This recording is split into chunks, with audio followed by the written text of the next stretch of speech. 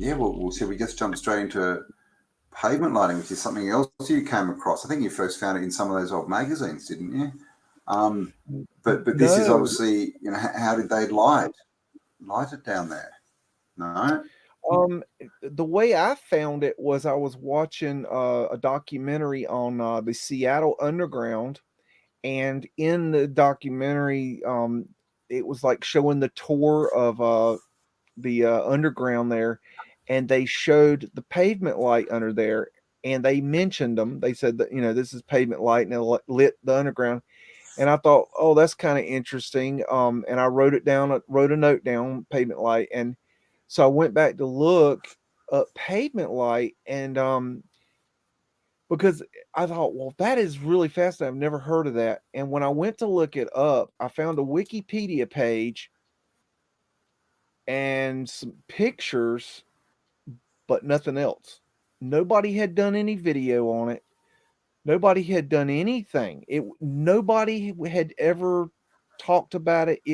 There was literally no data, no mud floaters talking about it, nobody was talking about it. And I thought, well, okay, so I guess I can make a video that will like at least explain what they are and show kind of what they are. So what I did was I took the Wikipedia audio, somebody reading that, and I put it to pictures of the pavement lights, and that was the first video I did on it, just to give people an idea. Now I've done Yeah. several. I don't even know how many videos on pavement light now, but and I've got a lot more data to put out on Yeah, I remember pavement light. that It's first just day. I've got hundreds of videos. Well, I mean, yeah, and so it's you were definitely the first time I'd heard about it. well, I didn't know I was the first. I just thought I was too dumb to find it.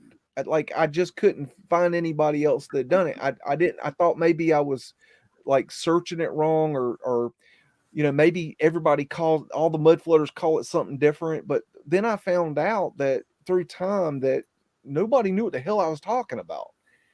And so I've gone really deep into that. But I can show you, I put together some Yeah, let's have a images look. to give you an idea of what I'm talking about. I've got many, many hours of video on this, and I'm still working on more video. What this is And of course, go to the Wikipedia page. This Beagle is in the description. Say it again. Sorry. Go ahead. I said link to Stuff Beagle channel in the description. Make sure you go across, subscribe, like, share, and all that good stuff. Thank you. What this is a diagram of what the structure looks like. The structure it starts with the building, okay, and you have the mud flood level down here, which actually in this picture they actually put in another level. So in this picture there's actually a sub basement. This is pavement light as well, but for the most part it's one level down, and this would be the original street level here, or what we call the mud flood level. Excuse me, this is mud flood level, and this would be original street level. And what they do is they come in and they dig this area out. And my thinking through my research is that the reason that they did this, they say that it's to light the basements, but I don't think that's the reason they did this. I think the reason they did this is so they could get down here and get the old windows and doors and bring them up. And what they did was they dug this area out. This area is called an area way. That is the technical construction term for this. Then they would build a retaining wall here.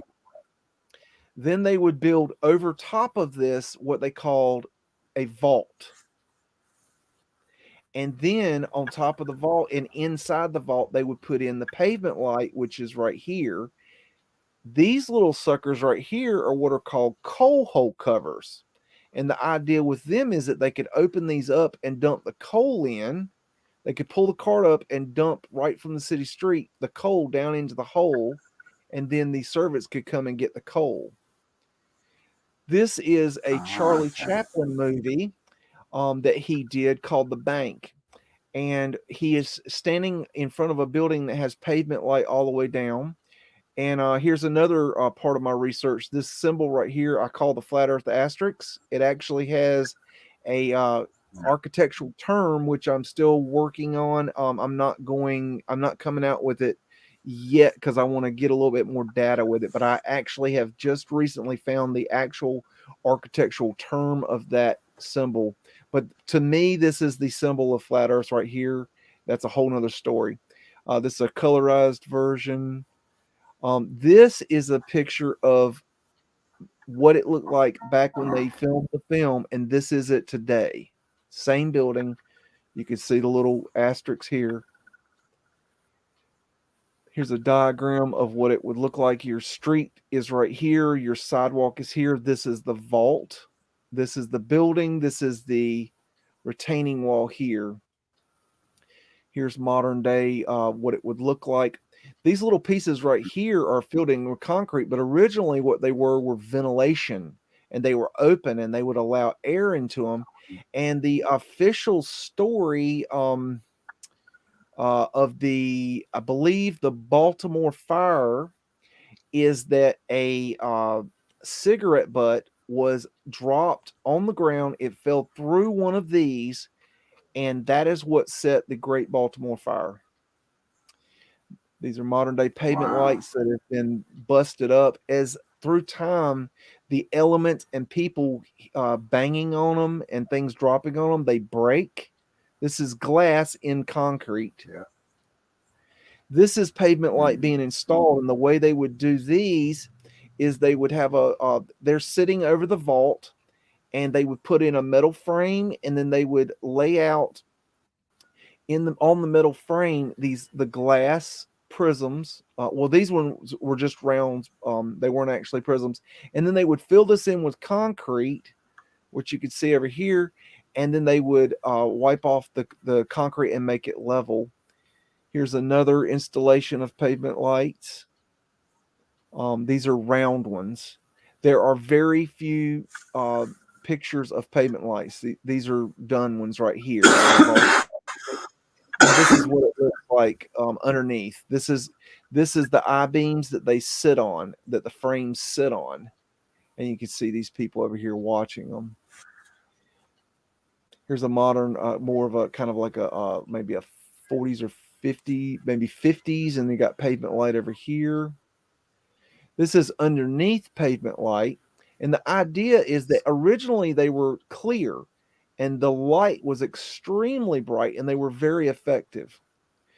These are what are called prism lights. And what they would do is they would put these in the transoms, and this area above the doors and windows is called a transom. And in the transom, they would put what were called prism lights. And these prism lights actually had little prisms on the back of them, and the light would come in at an angle, and then the light would shoot back into the store. So they had the same effect as the pavement light. Now, these have these openings right here that were part of the wind catcher system. Now, that's a whole nother story. These are prism lights, and you notice that they're purple. These are actually called teardrop prism glass, and they had many designs. A lot of them were supposedly designed by Frank Lloyd Wright, and they turn purple when they solarize. And the reason they solarize is that originally, to make the glass clear, they put manganese dioxide in the glass, and over time, the sun solarized the glass and turned them purple. This is underneath pavement glass that is solarized, and you see the prisms right here. And the prisms, what would happen is they'd be flat on the top. The sun would hit it. The prism would then shoot the light under the building. Here's a gentleman standing underneath the pavement glass. These are the original pavement light. What these are called? These were designed by a gentleman named Thaddeus Hyatt around 1854. And what these were called the bullseyes. and they were round pavement glass in a metal frame, wrought iron frame. And originally, he didn't have what were called the nubs, which were these, and they were very slick. And then his second generation actually came out, and they had the nubs on them to make them a lot safer. And you can see 1883 written on that. And there's a patent number there. 1883. Right, So but the again, original, like these if originally came out. putting the viaducts in, if they were putting the viaducts in the 1920s, what would they need prism lighting for in the 1880s? Well, they started between 1850 and they were put in between 1850 and 1930. Well, they're still being used today, but mainly they were using that time frame. And the history on them is kind of sketchy, so I'm not really sure exactly when all this happened. Even though we have histories, we don't know what we don't know if the histories are true. They also had well, that as well. Not you could get them customized, and you flowers. could get different types of glass in them. And these ones were the ventilators, the ones here. And then you had these, and then these would shine light directly down, but then these would shine, they had prisms on them, they would shine light at an angle. This is underneath an areaway, and you see the old world building, and over here is the retaining wall, and you've got the prism glass. They also used them in stairs. Oh, wow. That's cool. And you can see those in the Tribeca neighborhood of New York City. Here's a diagram. You got the building, you got the areaway floor. This is all called the areaway. You got the sidewalk. The road is right here, and this is the retaining wall. This is a diagram of what you could do with it. This was an advertisement in a catalog, and you have the first floor, modern day first floor, what we call ground level. Ground level here, you got a coal hole cover here. These are pavement light, and then you can have your business underneath in the basement. Here's another diagram. The light comes in, semi-prismatic light comes in, and it angles it down. They also had these, and these would go in below the shop windows. So when you see those shop windows that have the displays in them, the cases, what they would have is they'd have, you'll notice they'll have windows underneath sometimes, and they would put prisms in them, and it would shine light in too. This is kind of a little picture of a blind man, and I have a T-shirt that says even a blind man can find the mud flood. And here's a diagram that was done. And you've got, this is the ones that are underneath the shop displays, and then these are the prism lights on the side in the sidewalks. And this is called the vault right here, this area. Here is a Hayward catalog, and in this catalog, it's a very interesting picture because you can see coal hole covers here that actually have pavement light in them, and then these are pavement light panels here and here and here. They also sold wrought iron stairs, so that's an interesting catalog. I have that catalog. Here's a diagram. You got the coal hole covers here, the prism lights here. You can see stairs here. They also had them where you could have them in the side of the stairs. And this right here is a sub-basement pavement light. Sub-one, yeah. Oh, hey. Gentleman underneath the pavement light. This is I mean, I've walked on those. Yeah. We've definitely got those in Australia, 100%. They're become more and more rare. As we go, they're removing them more and more.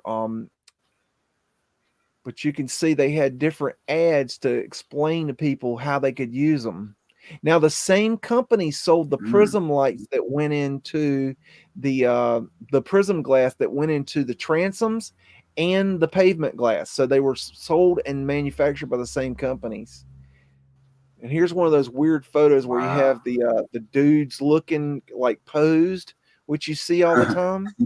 Yeah, the controllers. Yeah, well, shouldn't call that. That's just. These are up close. It's just bizarre. Oh, they're the bizarre. prisms.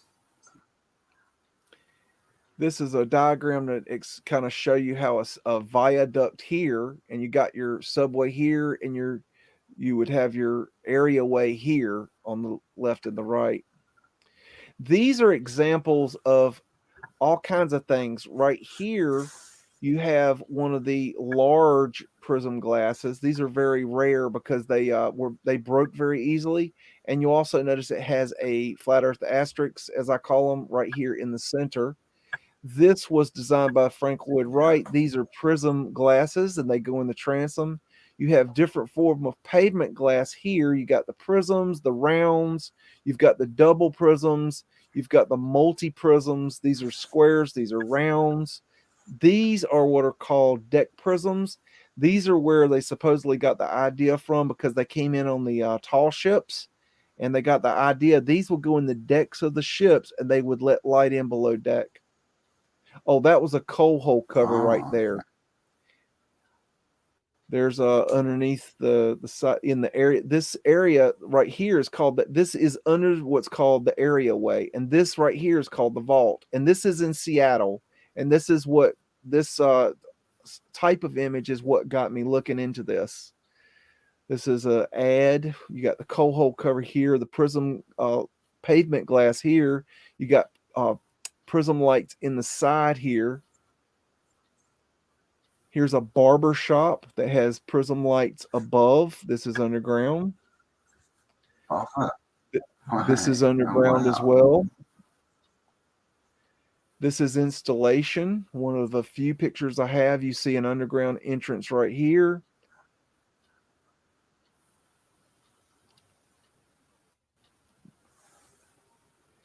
This is a overall picture kind of showing you a bunch of different things at one time. They also had trap doors that had pavement glass in them. You can see that there.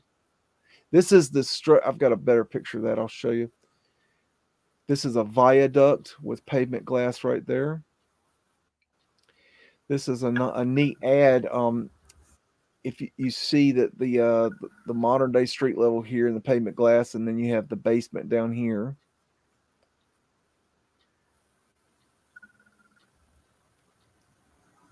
This is what would be considered under here. This is pavement glass, and so there's a sub basement. It says to illuminate sub cellar. Ooh. So you have the pavement light. This is street level here, and this is the areaway, and this is the vault. Okay, and the top here is called the vault. You've got another level. You have a sub basement. I've actually found sub basements before. And here's another example of ground level and then sub basement here. And you see it goes double down. God, we just don't know how far down it goes, do we? I mean, but I mean, it's like, when have you ever known these people who like to make the rules? When have you ever known them to give away real estate? Yeah. Yeah. You know, that's why I think it's a cover up. Like, yeah, it's a definite cover up. There's something they're doing, something down there. Definitely, no doubt. This image was taken in the Seattle Underground tour. It's an image they have on the wall to explain how they covered over Seattle. And the official story is that when they were covering over the streets of Seattle, that they raised the street level and they had the areaway open, and they put in these ladders, and people were falling and hurting themselves. But this is actually an official narrative picture in the Seattle Underground. This is a little store area underneath. This is a diagram of how the concreted versions go. These are later versions. The prismatic glass was the patent came out in 1871, and what it has, you have the metal frame here, and then it's got rebar here, and then you place in the glass into this metal frame, and then you fill the concrete in, and then you level off the concrete and wipe off the glass and let it dry, and that's how you install it. Now that's all the pictures I have of that. Let me show you one little bit of extraness. This is a website that I highly suggest. It's called glaciarian.org. This website has been one of the major resources for my research into pavement glass. This guy, he studies glass in all forms, but he has a wealth of knowledge on this website. He tells all about pavement glass. This right here is the original patent for pavement light right here. This is the original patent diagram for pavement light, for the vault lighting. These were very large, and they quit selling them quickly because they were very dangerous. They were so big. The person that created the actual pavement light that we know today is this guy right here, Thaddeus Hyatt, but I'm not even sure that he is actually who did it. But there is a wealth of information. I've heard that name before. Was he supposed to invent other stuff as well? That sounds familiar, that name. Yeah, he's somebody you should look up. He's a whole nother rabbit hole. Oh, okay. Very interesting fella.